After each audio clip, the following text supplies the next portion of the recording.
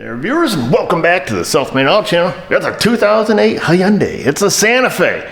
And I was a little confused at first. Communicating with this lady's a little bit difficult.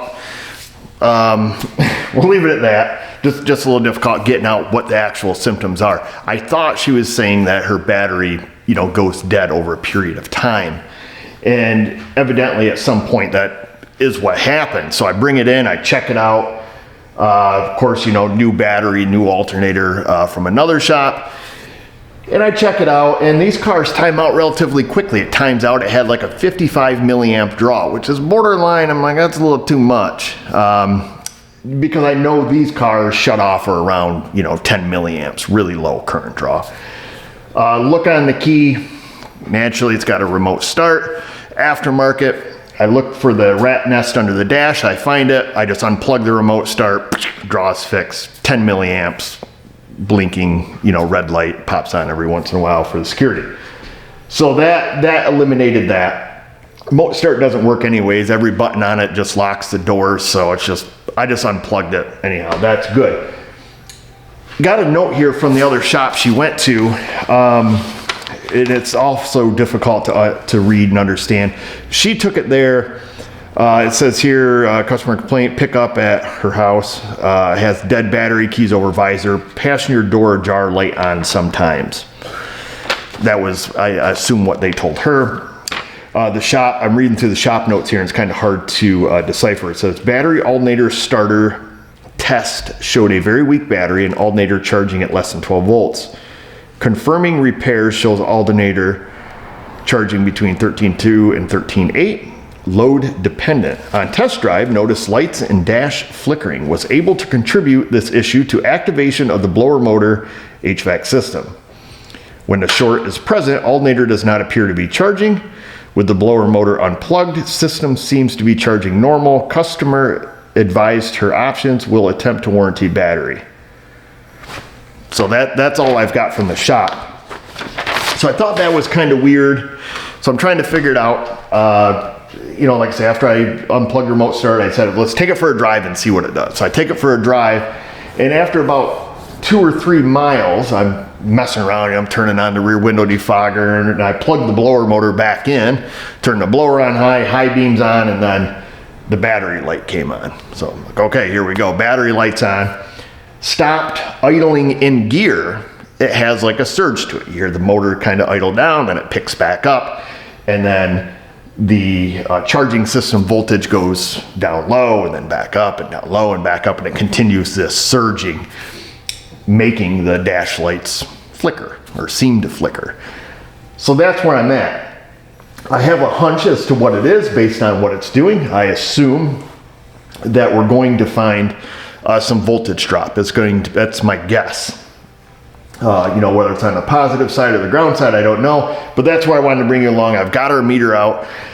I'm going to start it. I'm going to show you what it's doing. And the reason I think that is because, the battery light is flashing key on engine off, which I thought was weird. And just the way that it surges, and just experience working on cars for 20 some years. That's just what I think. So let's try to figure this out from here now that I see actually what's going on. Long-winded introduction, I'm sorry.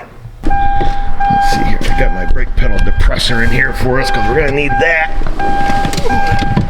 Oops, let's turn the key on. All right, so currently the battery light is on, but it is charging, okay? So, we may actually have a bad L circuit in the alternator too. So you can see the headlights up there on the toolbox, even with the headlights off. Revved up, battery light stays on. Alternator's charged, I can hear it out there whining. So there's that. I'm gonna turn our blower motor on, put the car in drive. Can't turn the window defogger on because it's too hot. Of course, now it's gonna make me look like an idiot. Now it's not doing it. I have my foot on the brake also. There it goes. So hopefully that shows up in the video, but you can kind of see the lights pulsing there. And of course, I don't know if you'll be able to see it here. But the dash lights do the same thing, and that's just because the voltage is varying up and down.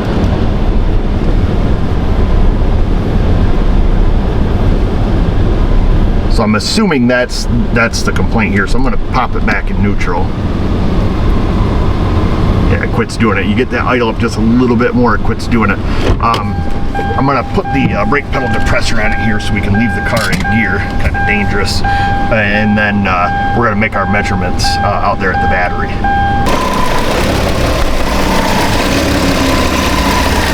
So you can kind of hear it here. All right, let me set you guys down. Let's make some measurements.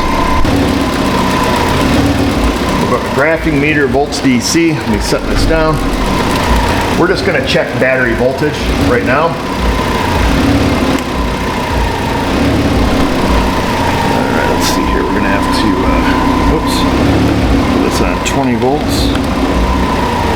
Okay, there we go. Hopefully we can see what's going on here. So you can see our charging voltage right now is below 12 volts, even with the pulsing. Oops. Try to keep you guys out of the glare. All right, so that's what's going on there. Now I think,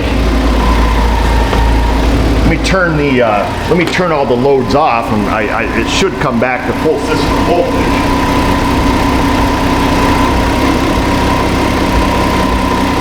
That's with all the loads off except the brake lights. I do have the wheels chalked on this, by the way. So we can see our alternator has the ability to charge, even though the light is still on. So we're looking at, about 13.9 volts. That's with the brake lights on, which are a bit of a load, 5 or 6 amps is all. Let me turn the loads back on. Well, actually, let's do this. Let's do a unloaded ground side voltage drop test. So a mistake could be, I don't know if you guys can see this battery terminal, but it's a, it's a lead terminal with a wing nut, kind of like what would be on a boat, and then it goes to the ground cable. They're tight. The best thing you should do here is start your voltage drop test from the center of that negative terminal and make sure your connection from here to here is good, and then from here to here, and then from here to here. If we find that we have voltage drop on the ground side, we'll come back and revisit that, but that's something we should do. We're just going to go on the engine block here. Somewhere, see if anything looks clean and shiny.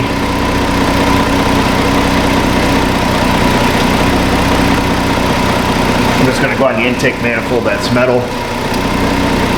And we have, actually, let me change our scale here.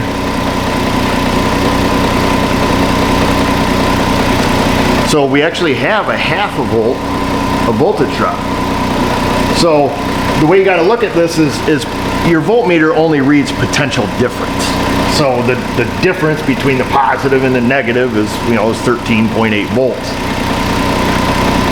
When we're doing voltage drop, we're going from negative to negative or from positive to positive. And in a perfect world, with absolutely perfect connections and no voltage drop over any connection, the reading would be 0, because the difference between negative here and negative here should be 0. It's not. There's always voltage drop in a circuit, and there's always acceptable voltage drop in a circuit. For example, every time you have a connection, I don't care what the connection is, lead to lead, copper to copper, a relay, a fuse, a wing nut, anything like this, anytime there's a connection, you always have voltage drop. Always. 100%, always. And the only way to measure voltage drop is when there's current flow. So if we shut the key off, this reading would be near 0. But now that we have, a load on it, which essentially just the brake lights right now, we're at a half a volt. That's a little bit high, in my opinion. Let's turn the headlights and stuff on and see what happens to this voltage drop. All right, so the headlights are on, high beams are on, and the blower motor's on high. Oh my goodness. Hold up. That's a problem, lady. what is that thing going up to? 1.4. Well, let me reset my min-max values here. I want to see where it's at. Min-max being reset, it says. Oops, we have to change our scale because we're outside of our voltage scale. Yeah, look at that. Look at our min-max values up there in the corner. 2.5 volts of voltage drop. This is very excessive. And we got it the first try. What a dumb video. So we could do a voltage drop on the power side too. I don't know where all this ground's going. Let me shut off the loads here.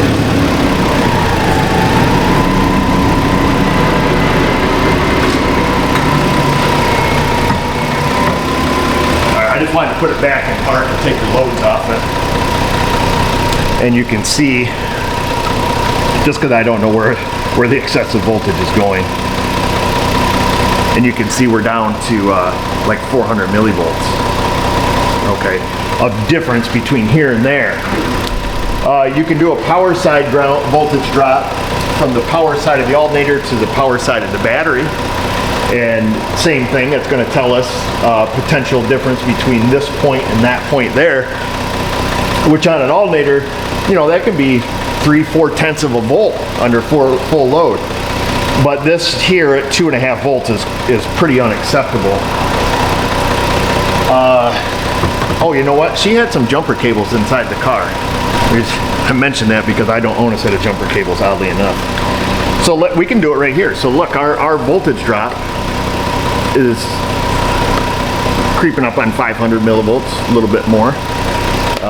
Tell you what, I'm going to change the meter here.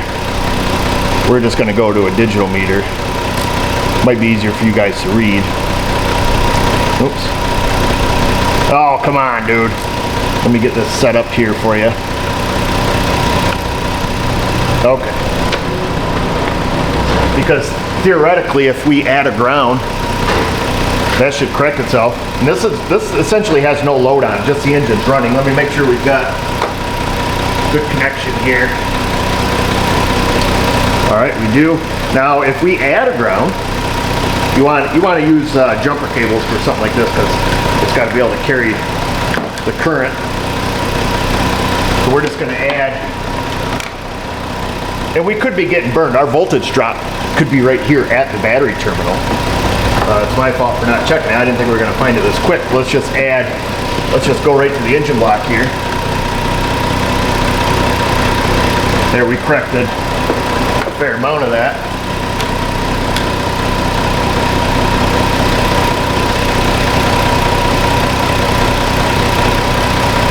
So I look at the intake is all metal to metal to metal.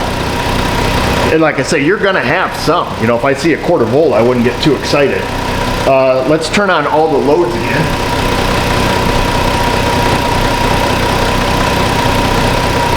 All right, I'm back on the brake. High beams are on. Blower's on high and the car's in dry.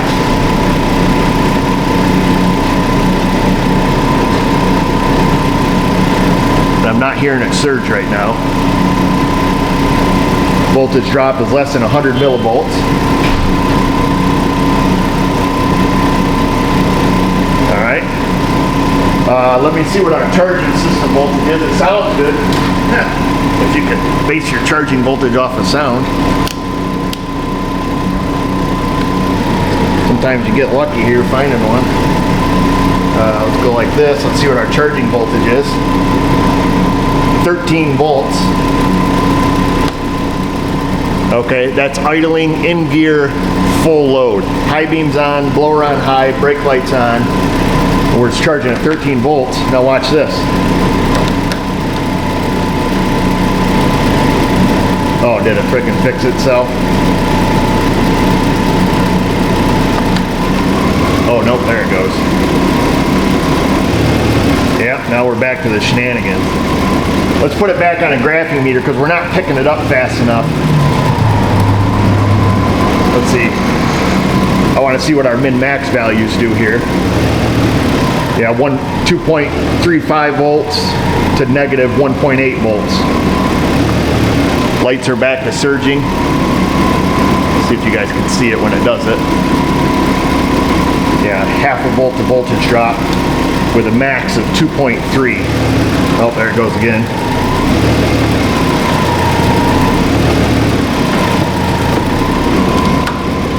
Stick our battery cable back on here. Problem solved. Would you look at that? I'm going to go back to a graphing meter. That's what we looked at initially. Might be easier for you guys to see it.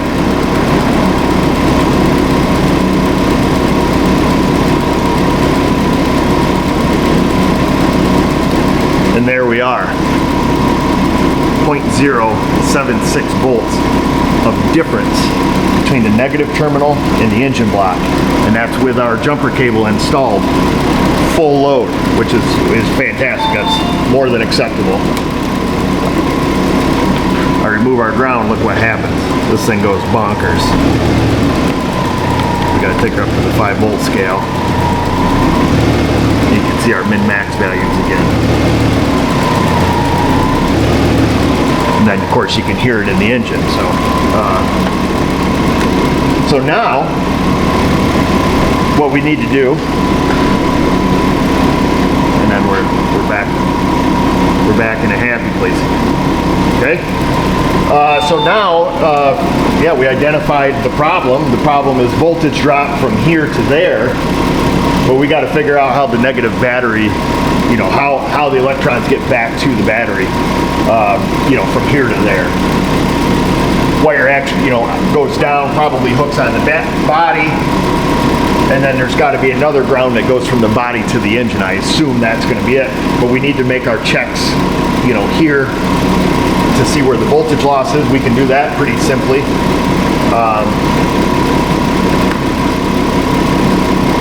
Let me get some different leads.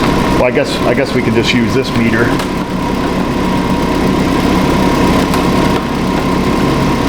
Actually, I like using that meter. We'll just use these leads.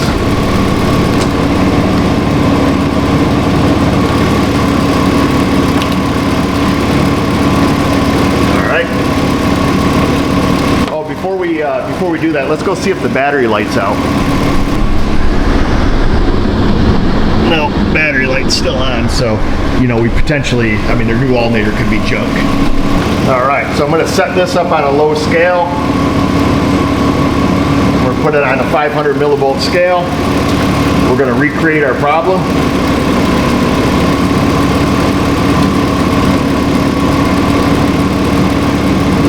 Yep. And then I'm just going to go from the center of the battery to the cable itself. I'm at 0 millivolts. I don't have my knife in my pocket. I want it to go to the battery, or to the body. Let me find something to scuff this up just a little bit. Battery negative, we're going to the body. Oh, see, I've got 550 millivolts right there. Oh, well, we might just have the cable going to the body might be bad. Let me see if this thing's still in here.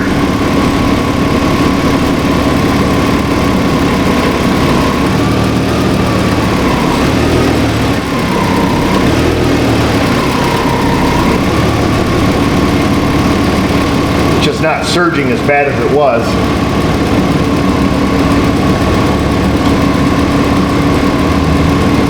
Yeah, see, I've got 650 millivolts of voltage drop. Let me change my scale here so I get my min-max values. Oh yeah, look at that.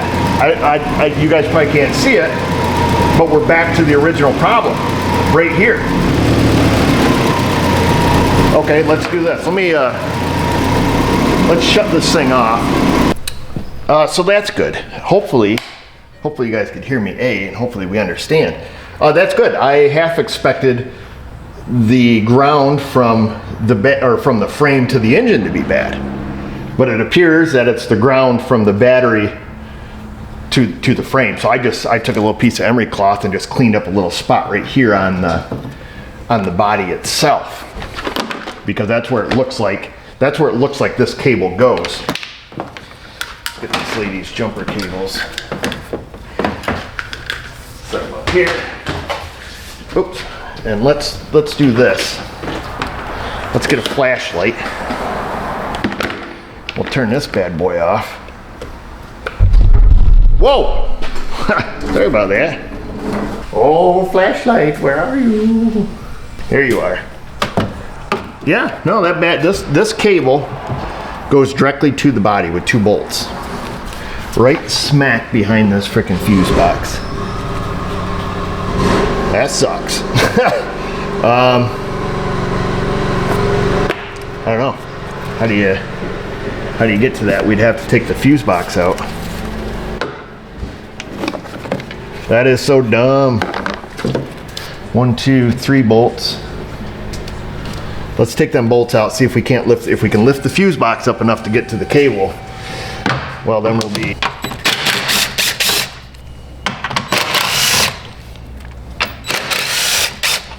hopefully that allows us to lift this up. Oh, frick. Frick.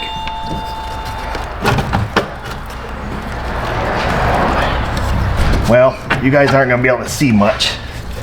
That allows me to lift it up just enough that I can probably get under there and take the 2 bolts out of that cable.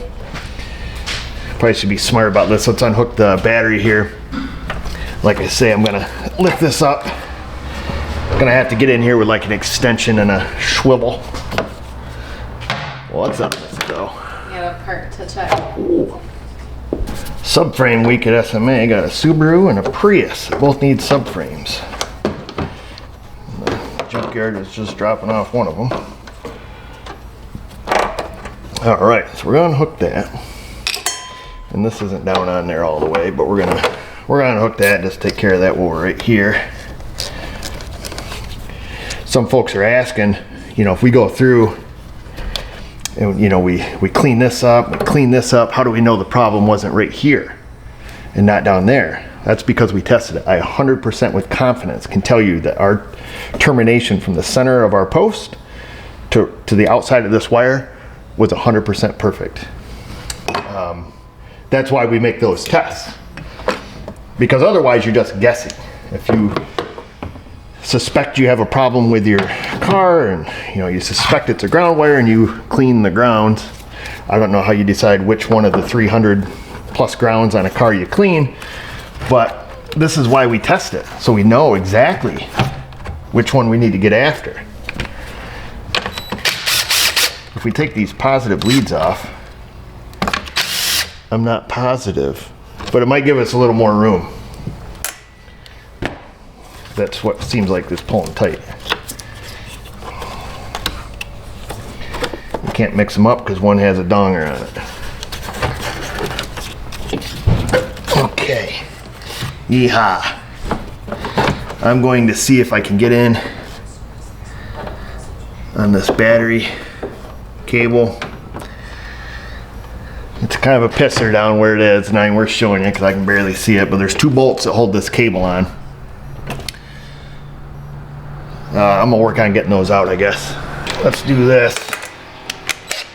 I think we might be best served to remove the battery. Must be the hold down bolt was broken, because they have a one size fits all bolt down there. We classic self drill, self tap. Let's take our positive terminal off. Used to be 1/2 inch, I thought.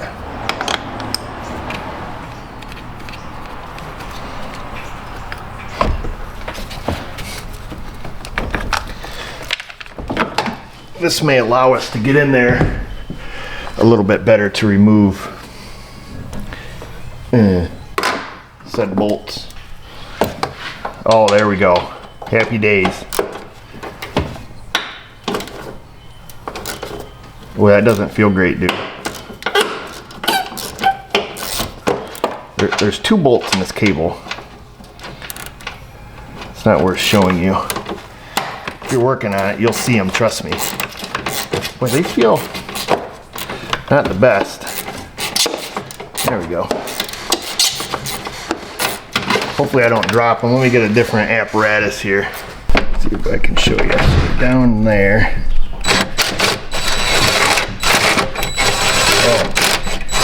Oh, no wonder. No wonder.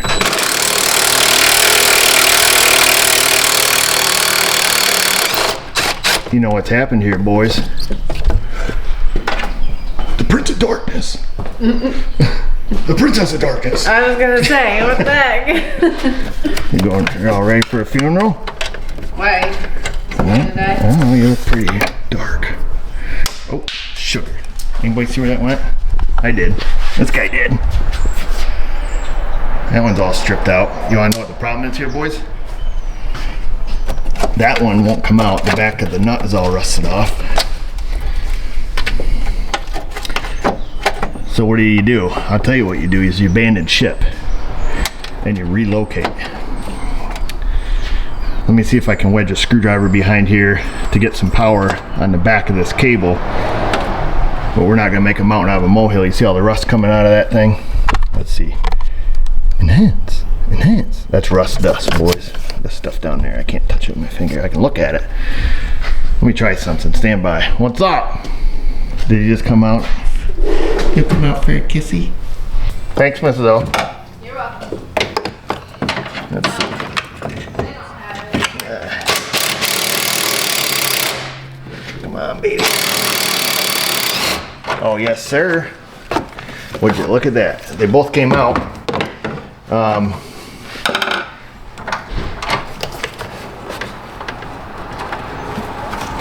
It's about the worst spot ever of my life. Ah, sugar. I dropped that one. Right on top of the harness. Yeah, and that one there is also all stripped out. That's why we had to pull out on it. And look at this. Would you look at that? You see that? You know what that is, boys? That's where that baby's been back there sizzling. Like that. So, there you go. Your classic rusty ground. The rusty ground. Welcome to the rusty ground. What'll it be, sweetie?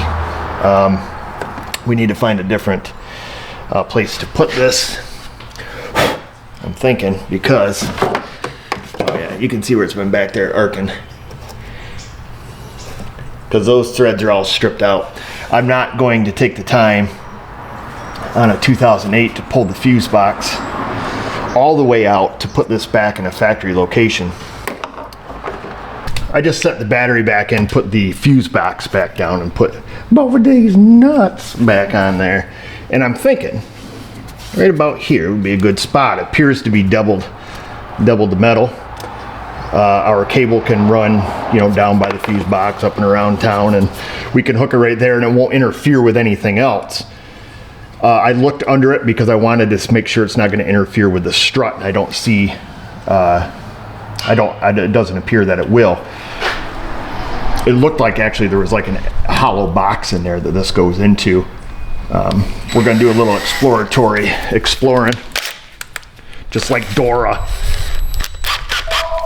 Or Dora the Explorer.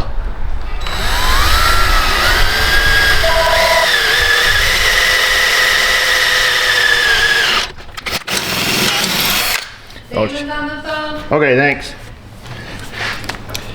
Yes, that goes into a hollow cavity. Show my lid underneath. Yeah, that's what I thought. It's quite thick, and it does go into a hollow part of the body, so we don't even have to worry about strut interference with the spring or anything. My intention is to drill it out, and this is where people are gonna go bananas. I'm gonna pop a nutsert in there. What? Yep, I'm gonna. It'll work just fine. I have a little more faith in that than I do cutting the two threads that will hold better. I don't have nutserts come loose. We'll cram it right in there. We'll probably use like a 3/8 or something. That was the big guy from Napa. My guy. Everybody's got their guy at the parts store they talk to. That was my guy. I talked to the owner's kid. He's got two cables. They come in increments of 5. He has a 15-inch and a 20-inch. I told him to full send both of them. And they are, he told me, 3/8 3/8 eyelets on the other side.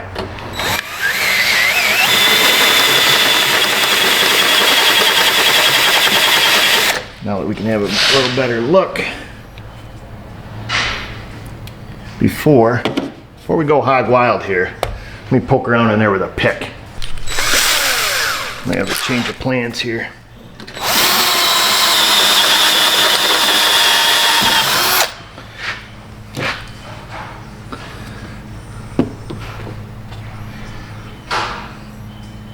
Might have a change of plans. I had to get that open enough to see. Like I say, that goes into a hollow cavity.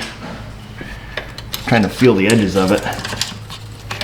And unfortunately, I'm closer to this edge of it than I like to be.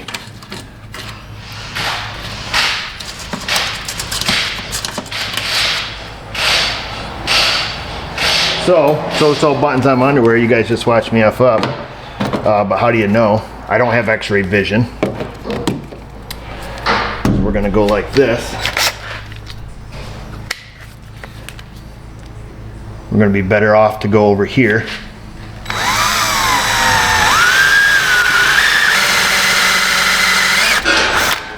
Something clogged up on the end of my bit.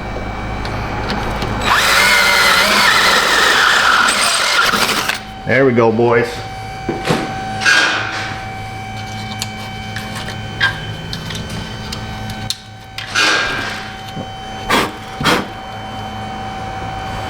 Yep, it's just a hollow cavity. I need to know it's 2 layers of steel. This is a 3/8 nutsert. We're gonna pound it out to 1/2 inch.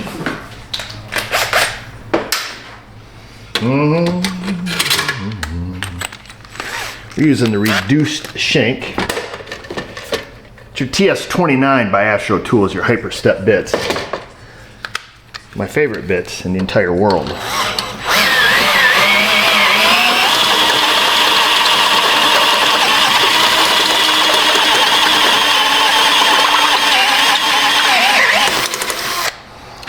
There it is.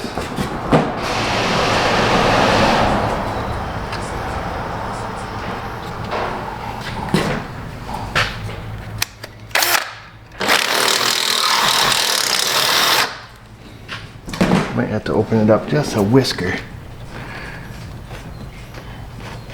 I don't want to tap it in. We tap it in, we own it. I want to take and I'm going to clean up the edge here with a whizzy wheel. Yes, we're going to have 2 holes there. You're going to have to get past it.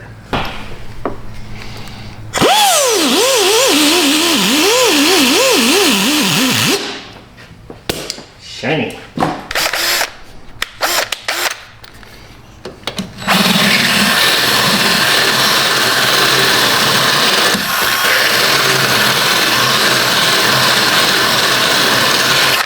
Didn't need to go much bigger than 1/2 inch. Well, it's really close. I'm gonna whittle away at this a little bit more with a burr here. The nutsert had some kind of coating on it. I whizzy wheeled it off.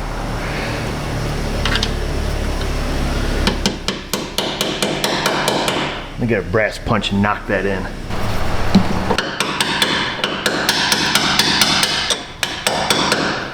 Probably could have deburred that a little more, or whatever. Let's get a nutsert tool and pop that baby in.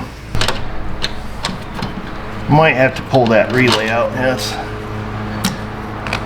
Get that one out of the way.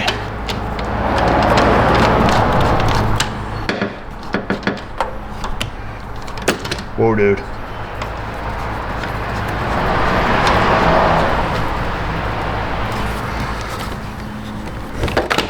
Easy, come on, man. Ah! Quit being a puss. There we go.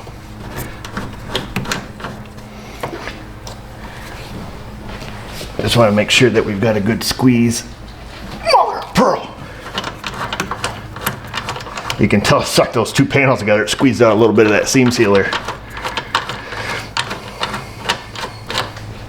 There's that. And then just to make everybody happy,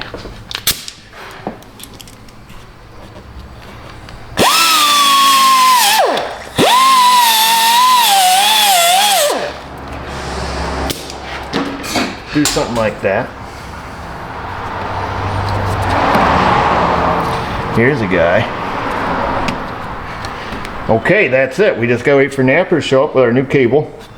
We're gonna use this hole. The idea behind this hole was to be able to get your fluid film back in there. So, I mean, that's really the main reason we did that one. Not just exploratory reasons, but fluid film reasons. Watch this lid on that so I can blow these metal shavings out.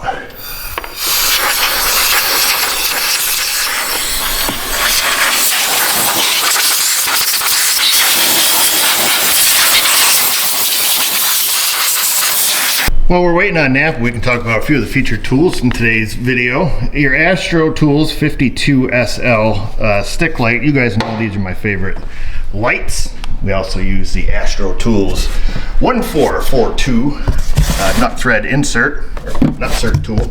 I just keep it in the box, had that baby while. Don't use a lot. And of course your TS29, which we already talked about. And then my favorite burrs in the whole world. Why? Because they don't break. For some reason, these things are incredible. I don't know why. And they're your Astro Tools number 21 something or other. So there's that. Some time has passed. Napper has showed up. We got our 2 cables. I got a new pack of terminals. Because the one that was over here was kind of, well, I mean, they're both kind of Mickey Mouse, but I can't believe I don't have my knife on me today. No knife.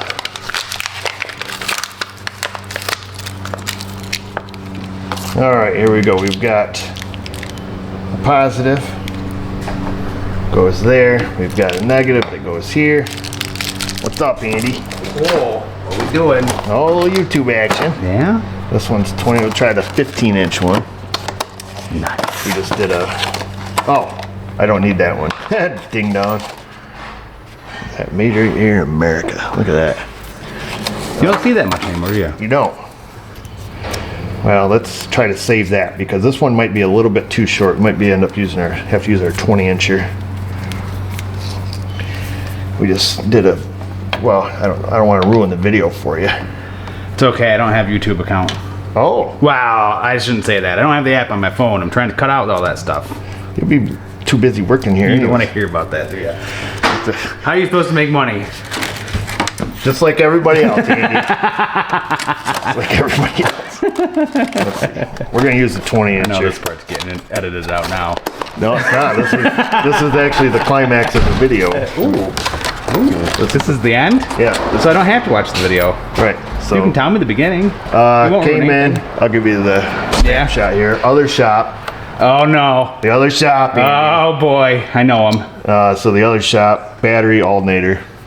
The whole 9. Yep. Oh, I was here yesterday when Mrs. O was talking about this. Oh, I was actually at the ice cream store when this lady was dropping it off, and then this lady went to the ice cream store and busted me at the ice cream store. Oh, nice. She's like, oh, hey, Eric. And then she's like, I just dropped my car off. And I'm so excited that you're going to do a good job that I bought your ice creams, though. She did? No. Oh, come on. No. I was just getting in my truck leaving because I'm like, man, she's going to see me here.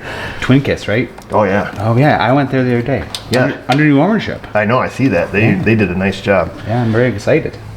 20-incher is one we're using, folks. Nice. We're going to get our terminal spreader. We're going to spread that one open a little bit. I drilled this out 5/16. Clearly, we need 3/8. Come on. Even I can see that. And I'm not a mechanic. I drilled it before it showed up, guessing. All right. I'll give that one to you. 5/16 on a negative. Like that. Yeah. I don't have my knife. The shame. You're not an everyday carry knife guy, are you? No, I don't have a knife, no. Well, In the truck I do. Cut my apple up with it. that's it, huh? Pretty sticky.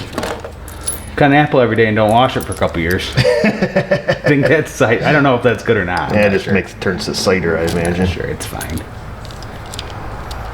I do have my SMA shirt on today. See that? Oh, yeah, we represent. I didn't even know I was to be here. All right. Had to have Andy haul me some gravel this morning. Whoa!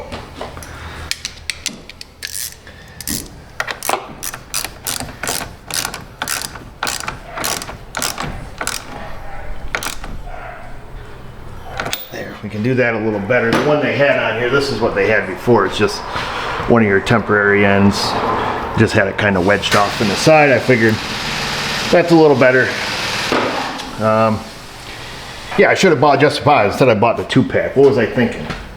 Clearly, I wasn't is the answer. Here's our 3/8 bolt that goes in there. Hopefully it's good.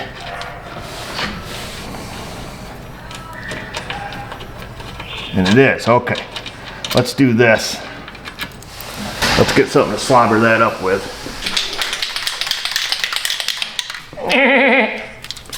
That's the best I can do. Now I don't have to remember to add the sound effect. Oh yeah. Spray that fluid film in the fluid film hole that you already pre-drilled. Ooh.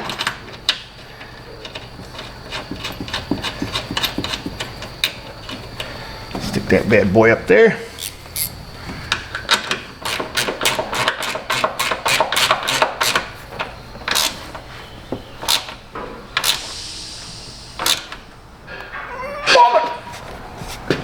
Clickety clack.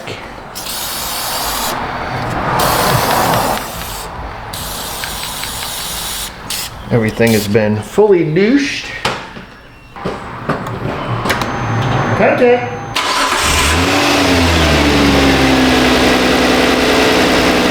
I'm gonna turn on all the loads.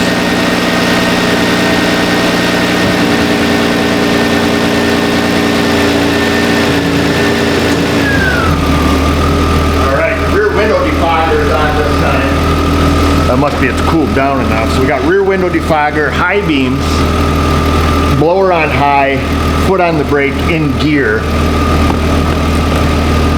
We'll shut that off. Hopefully you guys will be able to see here. First thing first, we're gonna check charging voltage. Oops. Hang on, picked the wrong one. We're gonna pick this charging voltage.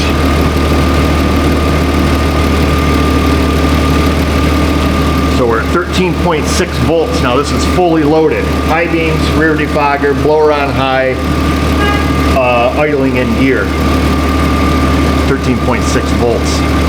That's really wonderful. Now we're gonna do a voltage drop test. Negative side. This is the one we were having issues with. I'm just going to go to the same spot I was on. Back to the intake manifold there. We'll go to 1 volt scale here.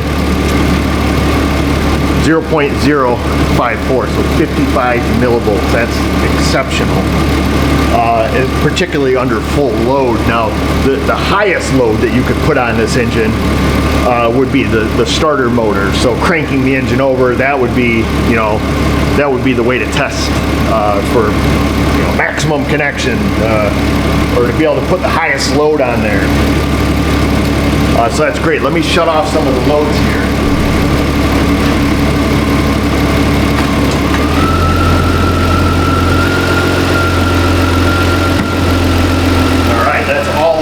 Off, and we can see it's only about 0.02 of a volt difference, so that's really good. Yeehaw! I think that's it. There's really nothing else we can do. We can do voltage drop tests on the positive side to the alternator, but there's really no need to. Let's see if the battery light's still on. I did not look. Oh, look at that. Nope, it's not. That's fantastic. This lady's gonna be so happy. And that's what our repair looks like. The cable just runs down along the air box, and it's right there where it can be seen and had and touched. And then of course, there's our terminals. So that was a lot of fun, easy fix. Too bad they already put parts on it because, well, that would have been a lot cheaper in the beginning.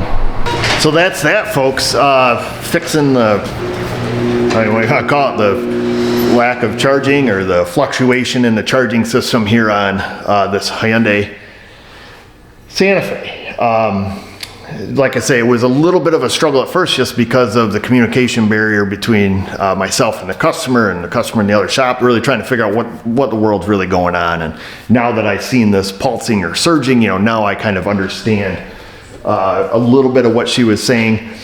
As far as the intermittent or the passenger door open, the light being on intermittently, that I don't know. This car only has one light, so any of the doors are open. It shows the door jar light.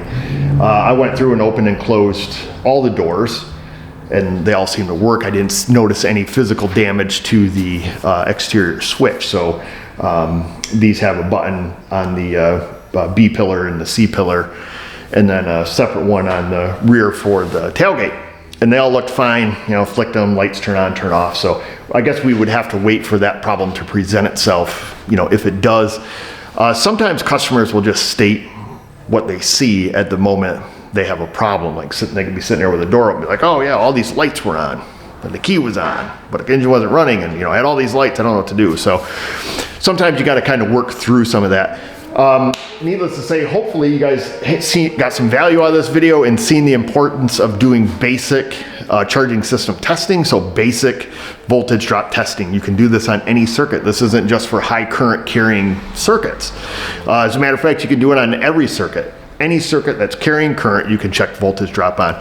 And just realize that there is an acceptable amount, and there is always going to be voltage drop on this circuit no matter what. If it's terminated in the front and in the back, there's going to be voltage drop. There's voltage loss at fuses, at relays, at switches, at connectors. Always, anything you add in line, there's going to be voltage loss. Even in the wire itself. Our copper wires aren't perfect conductors, and depending on how much current's going through them, you're going to have voltage loss in the straight piece of wire itself. Okay, that's why you have to, if you're going a really long distance with DC voltage or AC for that matter, that dictates how big a gauge of wire you need for how long that you're running. And in DC, the voltage loss is pretty rapid. If you have a high current circuit going to the back of the vehicle, you need to run some 10 gauge wire or whatever. You'd have to look. They actually have charts for that. Size, length of the circuit, the amount of current it's carrying, and they'll give you the gauge wire that you need to run to be suitable for that circuit. So that's it. Nothing more to say. Questions, comments, put them down there, folks. Find us on our socials, Insta, the Facebook. And just remember, viewers, if I can do it, you can do it. Thanks for watching.